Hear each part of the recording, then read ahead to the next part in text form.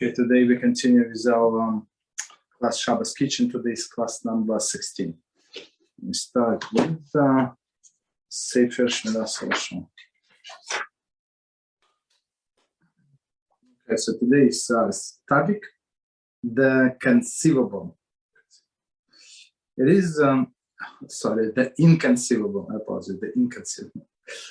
It is inconceivable that one's livelihood should suffer because of he refused to interrupt his week study period to engage in business.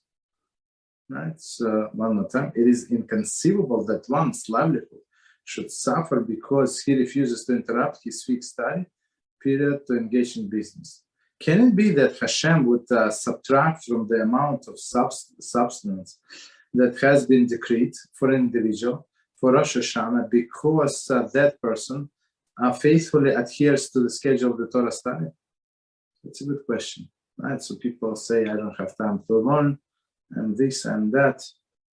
So the question is asked, so if a person is going to keep his Torah study, he's going to lose. That's what they think of HaShem. He's going to give you less just because you decided to keep your schedule despite your boss pressing you, right? Or they want you to work second job or third job, right? So we don't cancel Torah. If one's steadfastness in this area result in loss of business opportunity, this should not be cause for concern. The omnipotent has infinite way to bring profit to one's door, right? If it will not be here today, it will be there. It will be here some other day. One thing is certain, right? So basically, okay, maybe it looks like, so of course it's a Chaim. It's going to send us example that an example situation when we try to do the right thing and it looks like we lost the money, right? That's what it looks like, but you must know it's not true. HaShem is going to send us money. For NASA, everything some other way.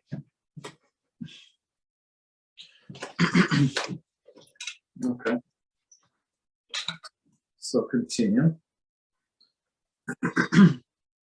It will not be here today. It will be there here some other day. So meaning just because it did not work according to our plan today, that doesn't mean that it's never going to work. One thing is certain: by the time of the year ends, whatever income has been decreed in heaven will be his. As our sages have taught, all of the person's income is fixed each year, from Rosh Hashanah until the Rosh Hashanah. It says in the Talmud Beezrat 16a, and all of the efforts. And business acumen in the world will not gain him and send more. So basically, this way or that way, so a person is going to get whatever was decreed for him to receive on Rosh Hashanah, and whatever he's trying to cheat people or I don't know, work 7 jobs, it's not going to give him more money. Surely one cannot hope to improve his situation by contravening the will of HaShem and disturbing his Torah study in order to earn profit, right? So cannot be. So person was studying every day and then he quit the class. Why? Because he wants to work more. Okay, he's not going to get more money. Or by giving less tzedakah than a man of his means should give. Right, so he was trying to cut on tzedakah to save some money. Also not going to work. Only the wicked improve their material existence in this world by transgressing God's will, as it is written, and he repays his enemies in his lifetime to make him perish. Dvarim 7:10. So the wicked people, they must be paid for whatever little good they did in this life. And they've been paid here in this world. So when somebody is enjoying their lives, most likely, and he is or she is not observing, guess what? HaShem is paying them in this world. Okay, stop here. So we continue with Shabbos kitchen. Sorry, and we're still on the same topic, sorting. Beezrat HaShem, we're going to finish it today. Right, a little more left. So, and it says, so then my book is page 166 and chapter number 12. Topic: other foods applications. A, foreign matter. If dirt, particle, or insect fell into a liquid or solid, the particle may be removed with some liquid or with some solid. So meaning that still it is sorting, as we said, you're going to separate waste from food if you remove this insect from your cup, right? But if you take a little liquid with that insect, no problem. So it's not considered sorting. Continue. And same with solids. It's just cut off this piece, this insect or some dirt. Okay. So B, fat attached to meat in a soup. Fat attached to meat. When eating a piece of meat that has fat attached to it, one may not cut the entire piece of fat away. One may, however, cut away part of the fat, leaving a thin layer attached to the meat. Alternatively, one may remove all of the fat by cutting some of the meat along with fat. Removing fat from soup is forbidden unless the fat is removed along with some soup. Okay, so it's very interesting case. We spoke about it a little, but let's discuss it. So basically, we have soup, we have a piece of meat in the soup, and you have fat attached to this meat. So you're on a diet, you want to live till 175 years old, right? And you want to cut this fat, even though this fat is good, right? So you want to cut this fat. So what we cannot do, we cannot cut only fat, right? You can only separate the mixture of good and bad. Good meaning meat is good for you, that's what you like, and fat is not what you like, so it's waste. So you can either cut fat not completely, leave a little attached to the meat, or you can cut fat completely and put in a piece of meat, sliver of meat, right? Or as I say, if this piece of fat is separate, right, and it got separated from it, so again, you cannot remove it from soup, right? So you can remove it with a little bit of liquid. So that's the solution. Okay. So meaning it's still a mixture. It's not one from another, but a little bit of mixture. Okay. C, excess liquid in cholent, yogurt, peanut butter. Okay. If cholent has excess water, pouring off the water is forbidden due to the Melacha of Boreh. Okay. However, the excess water above the level of food is not considered mixed and may be poured off. So basically, let's say they have too much water in the cholent, too much. That's so whatever is mixed, mixed meaning on a level with all the vegetables and with your potatoes, meat, right? That's mixed. Whatever above that level is not mixed. It's not mixed. It's actually like something separate. One second. Okay, so it's actually something separate. So they say at least. So we're addressing this issue in stages. So the first stage, they say at least you can pour off this excess water that is on top of the vegetable and meat. Okay. The water that is actually mixed with cholent may not be poured off by itself, but only along with some of the cholent. So I think it's also okay. So first solution or first part of the solution, the water that is on top, you can pour off, no problem. Now we're talking about the water that is mixed with vegetables and meat. That's the problem. So second part of the solution, they say if you remove this water along with some cholent, they say there is no problem. Okay. So I think it's a very practical solution. Sometimes a layer of unwanted liquid accumulates on the top of the certain types of yogurt. I'm not sure. Okay, so I saw this liquid. I usually mix in, and so it's part of the yogurt. I'm not sure why they don't want it. Not sure. One may pour out the liquid only if the yogurt is thick and firm, thick and firm with a smooth, even surface.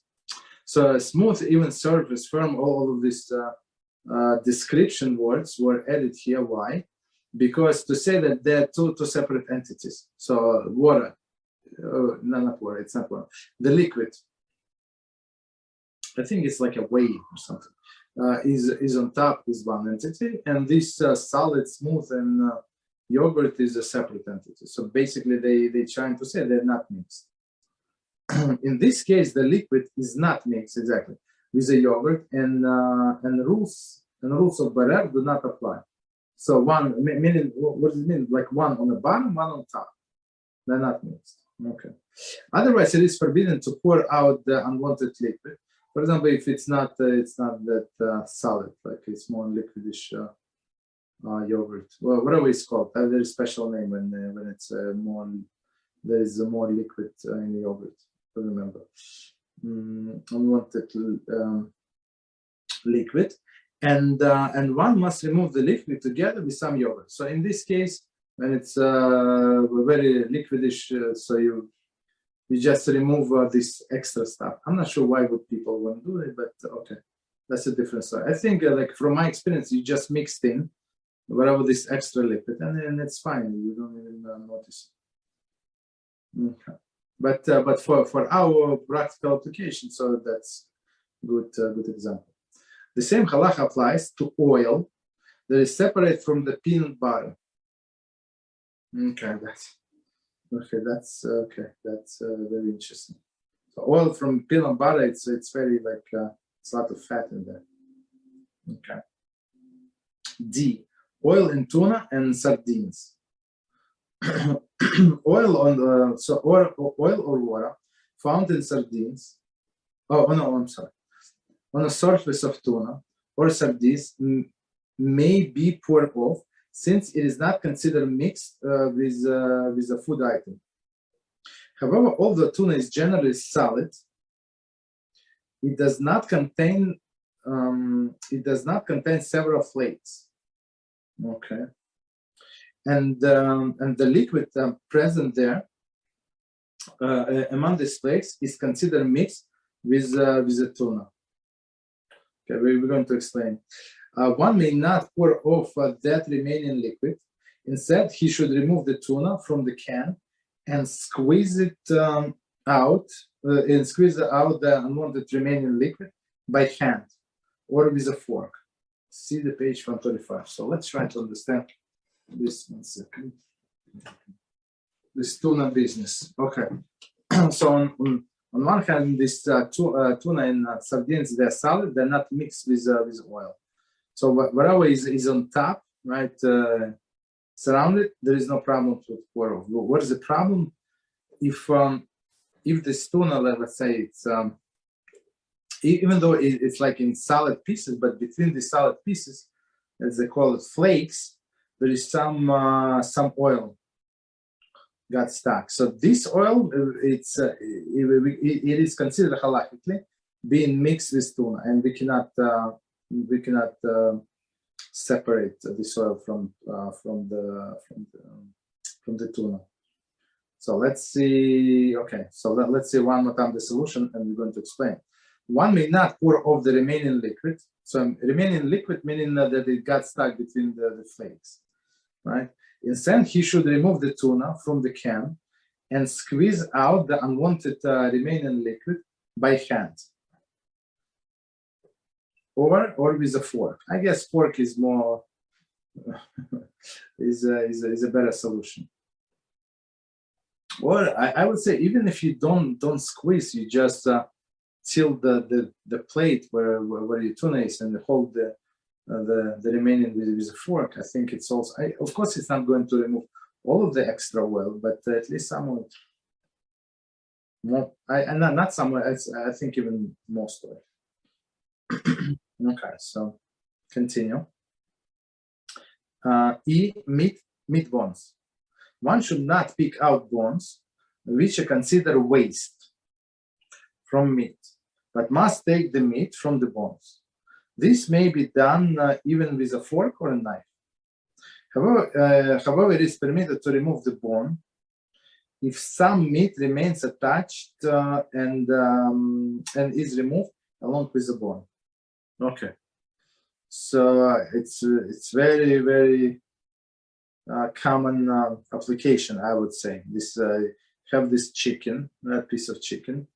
So you cannot just remove a bone and continue eating chicken, right? So the straightforward solution is to remove meat from this chicken. Or if you, I'm not sure if it's going to work always with chicken, but let's say it would. So if you remove the bone and there is some pieces of chicken, that doesn't matter how big, still attached.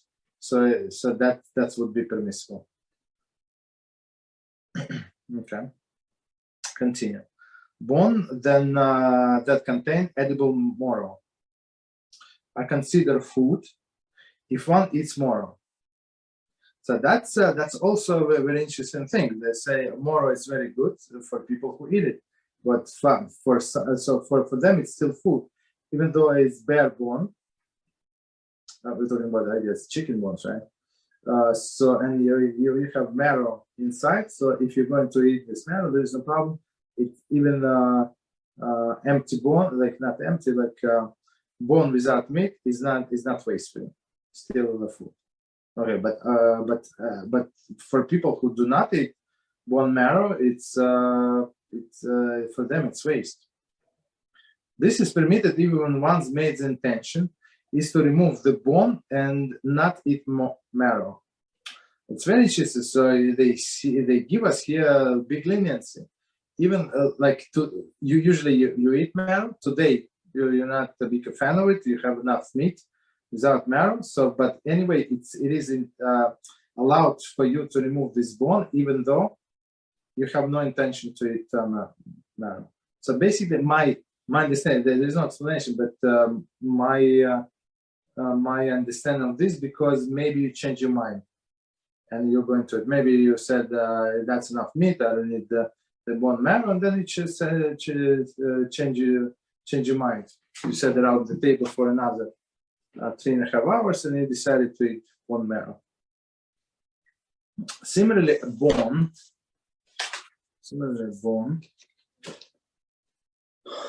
coated with gravy is considered food. If one wants the gravy, it is therefore permissible for him to remove these bones from the meat if one plans of eating marrow or sucking the gravy immediately after removing the bone. Okay, so second scenario is when you have let's say a stew, and there is a lot of gravy, and this bone is covered with gravy, right? So if you're going to eat this gravy from the bone, there is no problem. It's not there is no separation. Then you can remove the bone and eat this gravy. Or as they say, or he's planning on eating the bone marrow. Okay. But otherwise, all of these bones are muktzah. Muktzah, it's one issue, and second issue that we cannot separate. Two issues. Okay. Unless you have a dog. So if you have a dog, or somebody, your neighbor have a dog, and you can give them this chicken bones or other bones, so there is no problem. there is no problem with the muktzah, but it's still problem with separation. Okay. F, chicken. Number 1, skin. Since the skin of chicken is edible, it is considered part of the chicken. And halachos ubarer do not apply. Okay.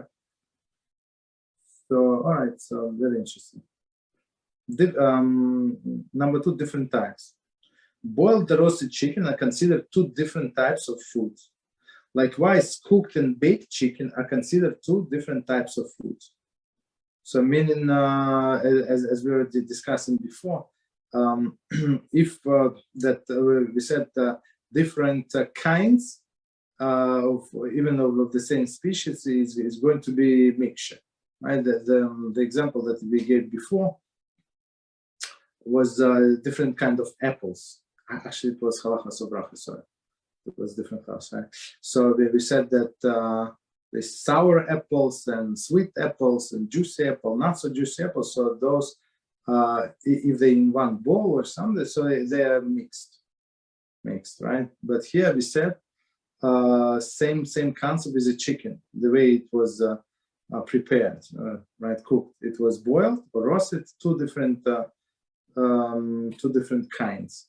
So they could be mixed. So what does it mean when we have a platter? That's was our examples before. Okay. Number 3, different parts. Okay. Different parts of chicken, for example, top or bottom, are not considered 2 different types of foods. Okay. Therefore, selecting may be done without following the rules of Borer. Okay. Okay, so it's very interesting. So even though maybe they taste different and stuff like that, but halachically it's not borer, it's all the same. So different preparation is very different. So they would be considered borer, but different parts, even though the same chicken, so not considered to be an issue. Okay, halachically. If, however, a person would not eat certain portions of the chicken, he must consider it is a different type, and thus the rule of Borer apply. So I think it does not say here, but I think same would be with a chicken skin. So if I don't eat the chicken skin ever, for example, there are some people don't eat because health reason, that doesn't matter, whatever the reason is. So for him, it's 100% waste, even though it is edible and some people would eat it, but for him, it's going to be waste. So it's not so easy to remove the skin in these circumstances, okay? Okay, continue. Number 4. In the soup, portions of chicken in a soup are not considered a mixture unless they are small pieces. I think we discussed it last time, right? So if you can eat something with a spoonful, it's all the same. But if you have like the whole piece of chicken in there, the chicken leg, whatever we have there, chicken thighs. So I mean, they never mix. They're simply too large to be mixed. So you can remove them from the soup. Number 5, and as we learned in the beginning of the book, that's how you can actually warm the chicken. So if you have chicken and it's very, so you got it from the refrigerator and it's cold, so you can put it in a soup. Okay, continue. Number 5. Removing chicken from a bone. Okay, that's how we eat. If the chicken bones themselves are edible, there is their soft, they're not considered waste, but a part of the chicken itself. It is therefore permissible to separate these bones, even if one does not intend to eat them. So usually when something was in a slow cooker for, 16 hours, so usually you can eat those bones, usually. Chicken bones for sure. However, yeah, I mean, they're so soft. However, if person has an aversion to eating bones, to him they are considered waste, and they may not be, and he may not remove them. Rather, he must pull the chicken off the bones. Seal off the meat above page 167. So we actually covered it.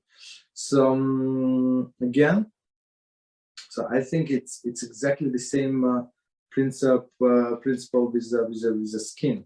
chicken skin. So they say if person never eats bones because he or she looks after their teeth. So okay, no. So for them it's 100% waste.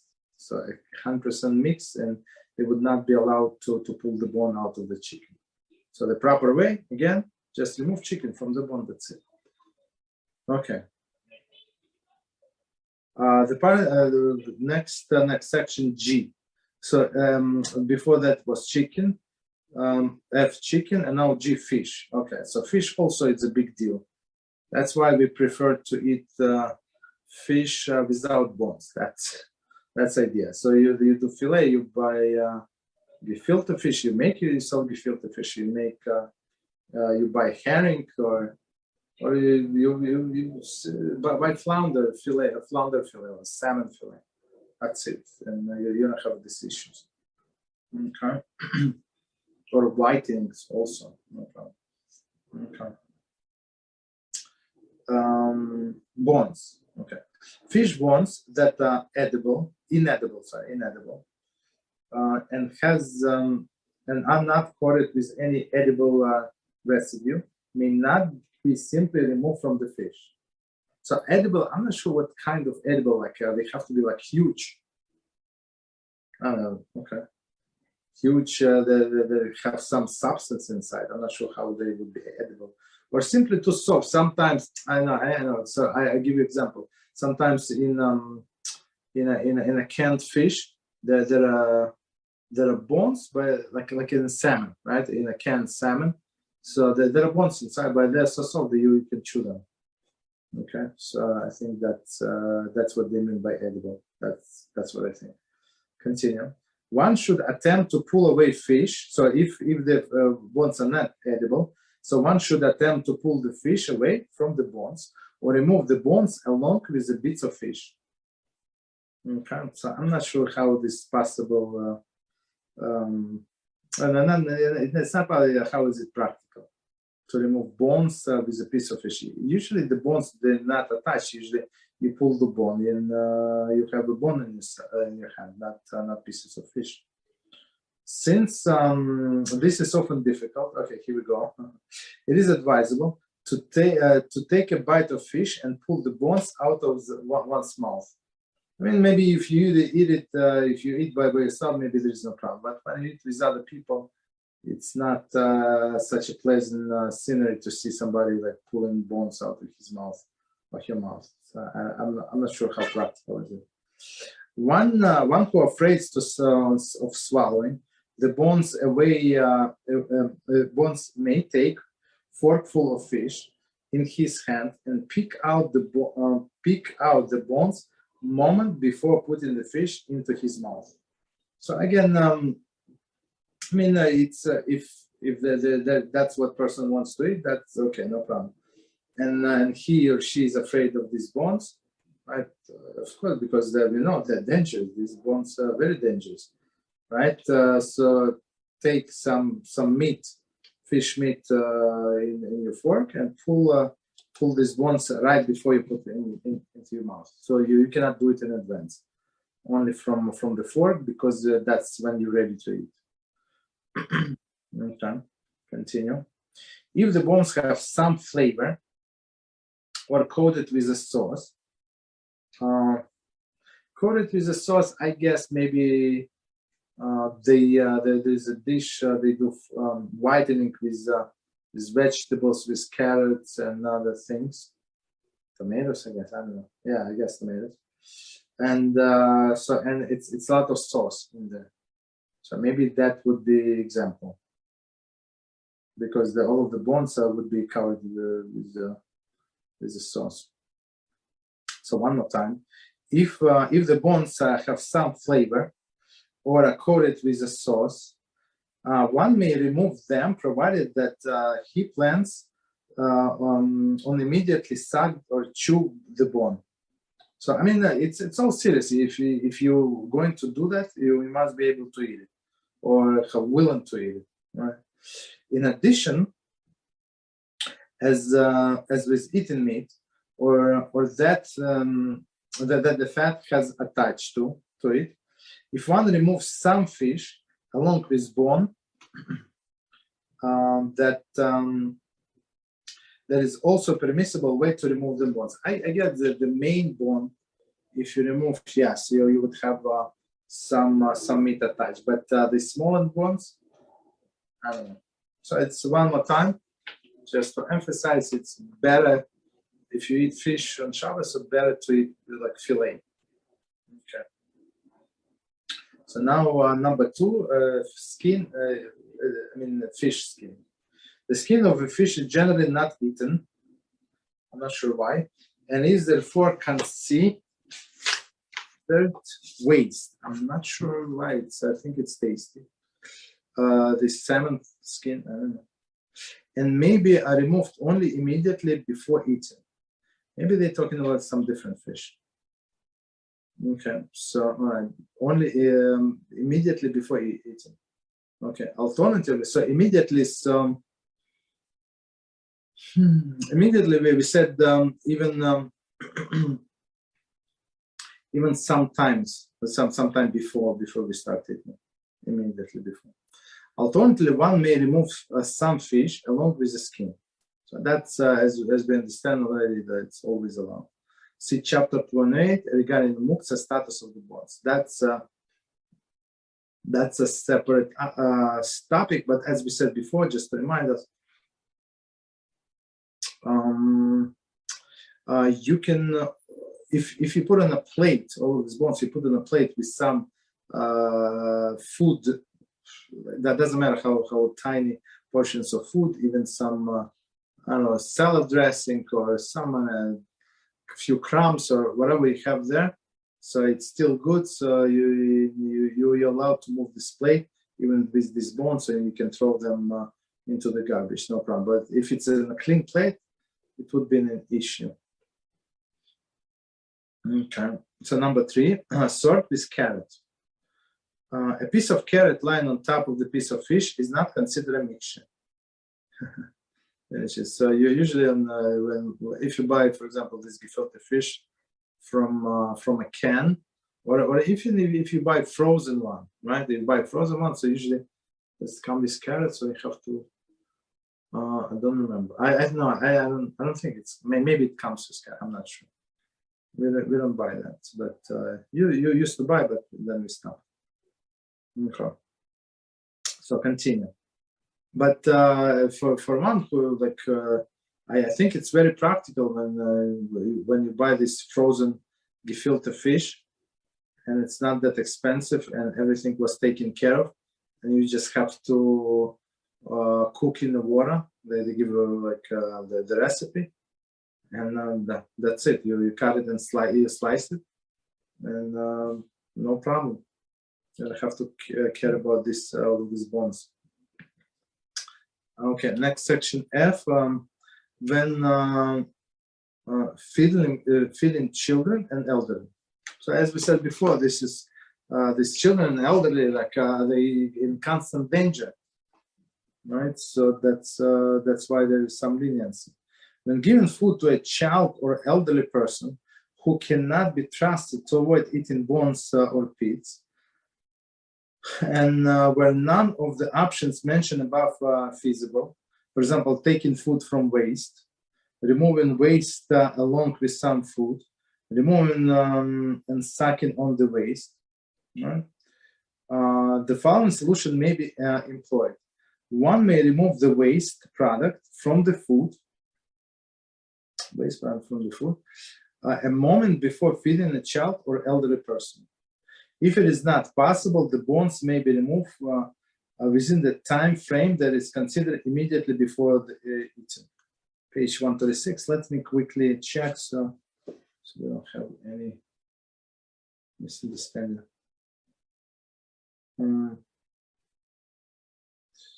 Just one second. For immediate use, so it says the third final condition required permitted to permit selecting mixture is that items selected be intended for immediate use. The term immediate use will be described below. So we actually said the more lenient definition of immediate use, it's how much you need to prepare for the whole meal. So it could be 3 hours before, basically. So technically, yes, but practically we said only if there is no other option. Okay. But the best way, I would say the best way, just buy filet, cutlets, that's it. So that's the proper way to do that. Okay. Bread challah. Okay. Bread made with a white flour and bread made with a whole wheat flour are considered two different types of food items. Therefore, if one wants only one type, the Melacha of Barer would apply. The same is true regarding water and egg challah.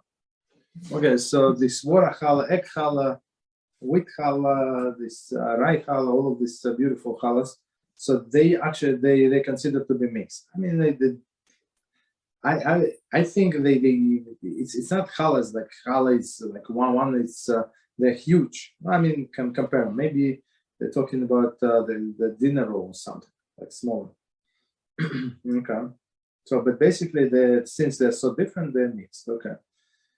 J cake. Number one, icing. Icing on a cake is considered a mixture. Very interesting. At the area it is attached. Therefore, removing the top part of the icing is not considered border. However, removing the icing in a place where it is attached to the cake, even for immediate use of the case, is considered border.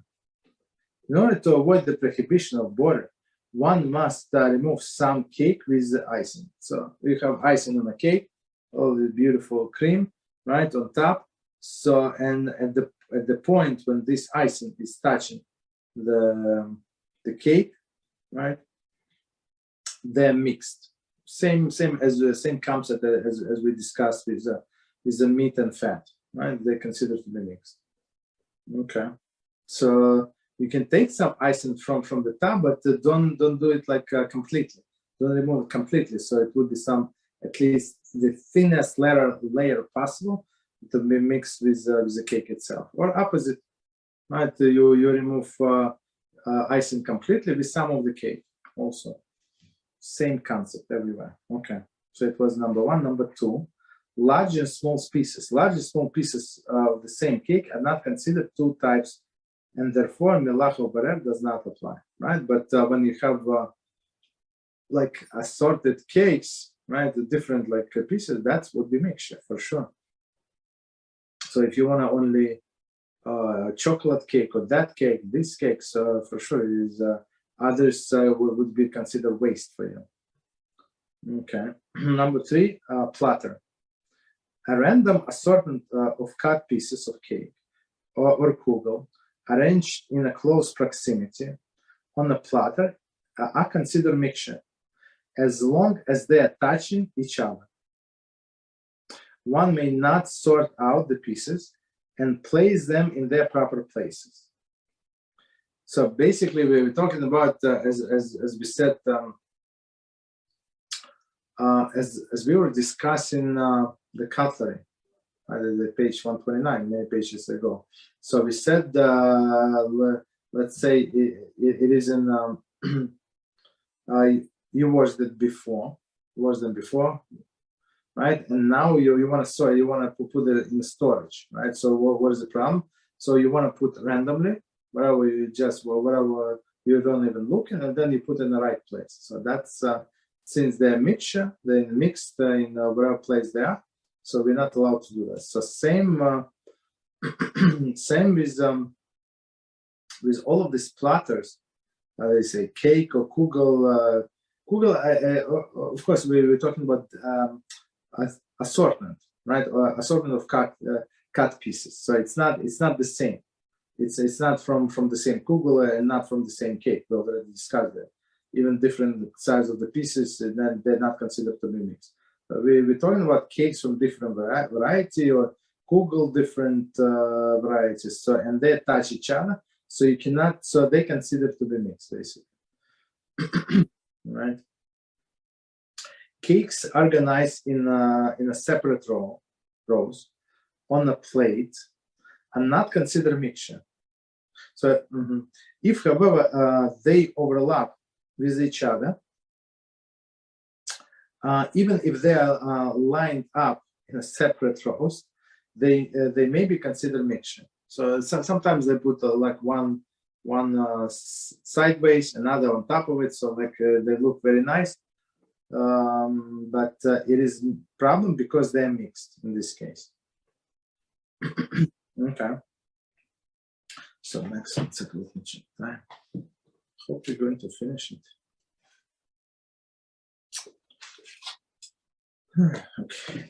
Okay, I hope we're going to finish it. All right.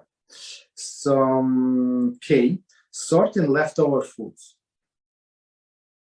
As with the cake platter, if one serves the platter of cold cuts, continually containing turkey roll, pastrami, and corned beef in adjacent rows that are touching each other at the end of the meat, he is not allowed to separate the different types of the cold cuts and place them in separate bags. Similarly, a bowl of fruit or a nut may not be separated for the storage. Taking items from the mixture at random and storing them separately is also a form of barer and prohibited. So, when you arrange this platter, so what you can do with this platter, I mean, it does not say it, but logically, right? If they don't touch each other, the separate variety, for example, turkey roll, pastrami. So if they don't touch each other, you have this turkey, then in another row you have this pastrami, and it does not touch each other. So that's good. They're then mixed. If they're not mixed, you can sort them. It's not even halachically. I mean, halachically, it's not considered to be sorted. Meaning, but you can put them in separate containers. And same, it's very interesting case. Bowl of nuts, right? So similar bowl of fruit. Right, bowl of fruit. So you cannot disassemble it. Meaning you keep it as it is. Or nuts. So you have nuts and you have raisin, like separately, mix them together. So now you cannot separate them. That's it. Okay. And they say even taking one at a time. So you have, let's say you have can open for nuts and another for raisins. So you cannot take whatever you take in the hand and nuts go in the left one and raisins go into the right one, and you do not care what you take, so it's still borer 100%. Okay, section number 13, and it says a non-food application. A, if cutlery fell into the garbage, if a piece of it was a topic. If cutlery fell into the garbage. If piece of cutlery falls into the garbage, the halacha is as follows. If it is lying on top of the garbage, the Melacha of borer does not apply. Okay, so if it's on top, so as we said, it's not mixed. Okay. If you have the piece of cutlery is mixed in the garbage, that's not good. One may not remove it unless he needs the cutlery for immediate use. Even if one has other cutlery at his disposal, if he uses this piece of cutlery right away, there is still considered immediate use, and he may remove it from the garbage. If the garbage is a muktzah, one should move it in an unusual manner. For example, with the back of his hand. If one may remove the cutlery by turning over the garbage, that's too much, and bring the cutlery on top. Okay, that's a little too much. But okay, so let's see. So we were cleaning the plate, right? And whatever left over from the plate, and we didn't notice how the fork slipped into the garbage, right? So if it's on top of the garbage, there is no problem. It's never mixed. But if it's in there, if it's like maybe like because it's my understanding because it's heavier, so it sinks to the bottom. Also possible, right? So in this case, they say since it is mixed, right? But if you need it for immediate use, so even if you did not need it right now, so you can make up some case when you do need it. So you take out of the garbage, wash it, right? You can wash with the cold water, right? Which is no problem. Shabbos, of course, without sponge, and you can use it immediately, and that's it. It's good, so you can use it, even though you have many clean forks. Okay, but this this last solution that he offers, like you turn over the garbage, I think it's a little too much. I mean, if you have a few bags, I guess that's my guess. So if there is too much garbage in there, let's say, right? Maybe it is practical, and you want to somebody's holding another bag, and you pour all of the garbage from your bag exactly into his bag, and you're trying to look for this fork. So maybe it is actually a solution. Okay. But the problem is, as they say, if it is muktzah. There is muktzah there, that's problem. Actually, it's not the problem because you have fork, then it's more important to you than all of the muktzah combined. Okay. Okay, so B, freezer, refrigerator. Refrigerator, regarding the prohibition of border, as it is pertained to refrigerator or freezer, it is difficult to give a definite ruling as to what considered a mixture. Okay. Number one, large items. Large discernible items lying in close proximity are generally not considered a mixture, and therefore halacha of borer do not apply. Similarly, a row or any type of bottle on a door, right, of the refrigerator is not considered a mixture, and the halacha of borer does not apply. So meaning you have many bottles, like on a door refrigerator, you can take whatever you want. There is no problem. Okay, and they not considered to be mixed. All of them, as we said before, large items, they're not mixed. They're next to each other, but they're not mixed. Number two, small items. Small items lying in close proximity are generally considered a mixture. Small items generally considered a mixture, and therefore are prohibited. Prohibition of borer applies. Therefore, if the item is needed is totally obscure by unwanted items, one must reach inside for the item in need, as opposed to removing the obstructing item for immediate use. So we're going to see what does it mean. Like I guess that's my understanding. It more applies to the freezer, right? When things lie on top of the other. Usually, like in the refrigerator, it's more organized. Okay, but okay, so you need something, and it's obscured by things that you do not need. So you do not move the things that you don't need aside. Absolutely not. You cannot take them out. On weekdays, that's the proper way, but on Shabbos it is not. Right? If this is not possible, so he's trying to stick his hand to get whatever he needs, even though in doing so, he's going to or she's going to move other items away, push other out of their way.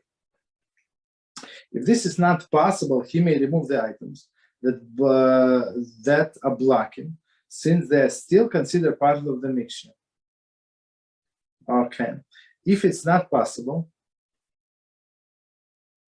there is the freezer or refrigerator is completely full. One may remove several items together, retaining the original mixture, and then take the item in need. So here he goes from very strict to very, very lenient. So if he cannot get to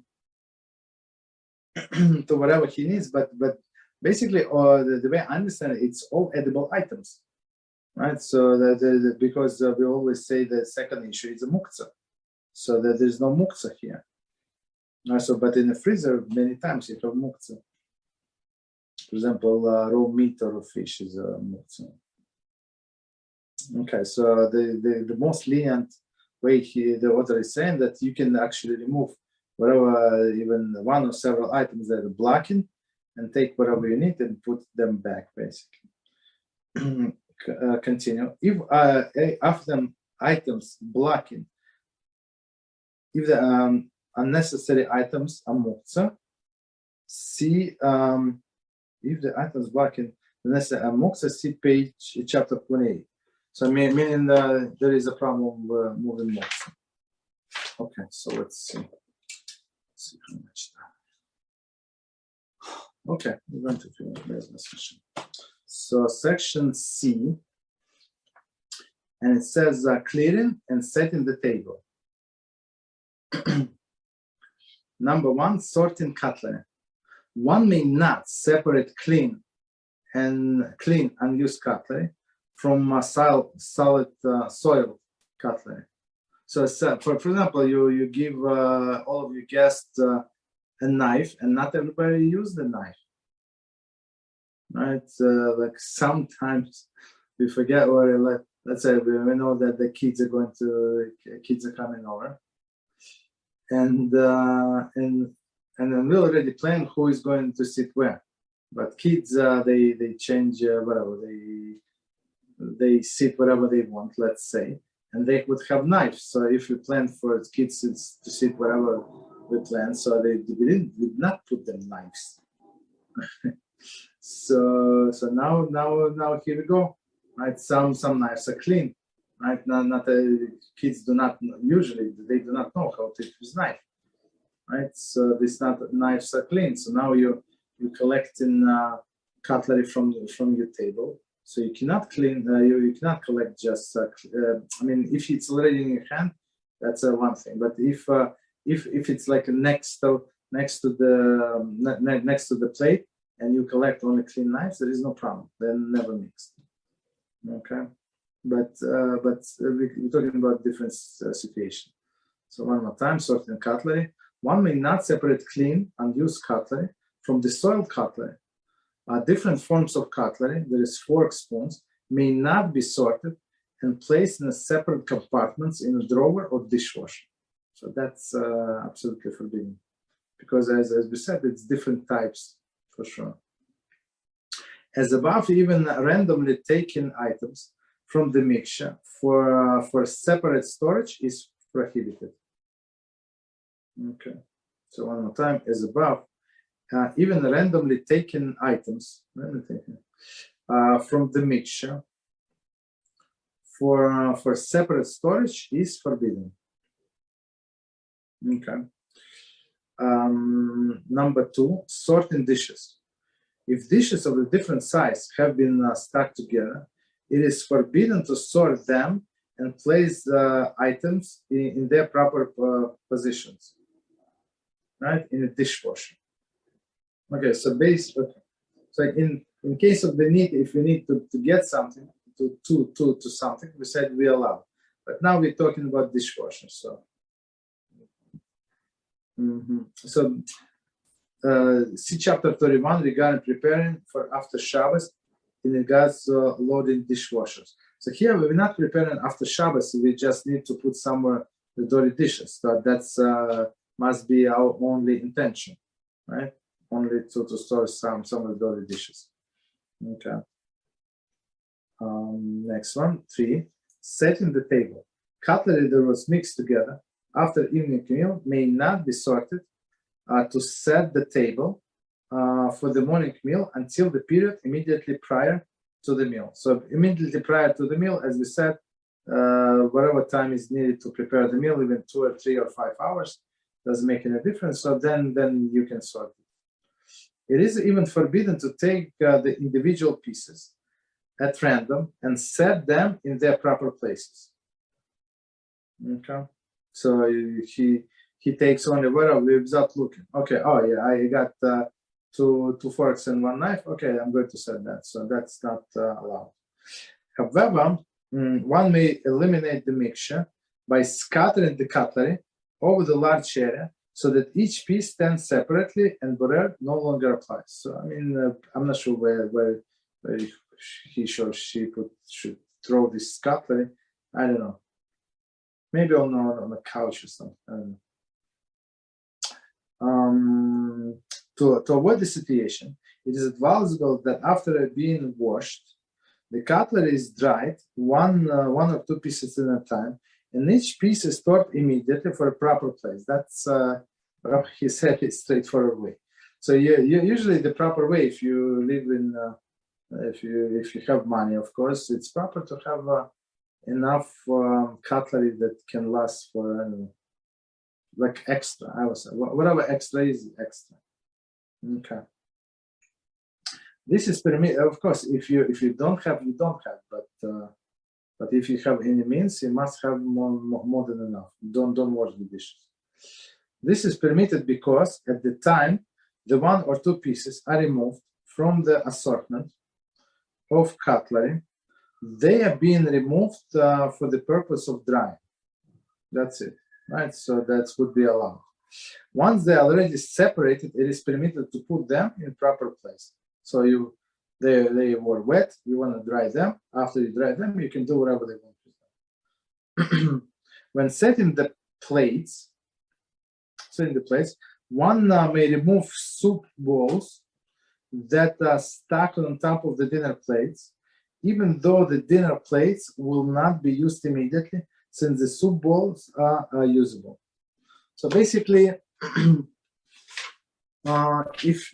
if you have like I don't know, several cabinets in your kitchen, or you have some other storage, it's better not to stack one variety of plates or things on one of the. Okay. All right, no problem. We finished, so we can stop here. So the next topic for the next time: extracting liquids, squeezing and stuff like that. Okay. Any questions? Stop here. All right. If not, so until tomorrow. Thank you. Good night. Thank you. Good night. Good night. Good night. Take care.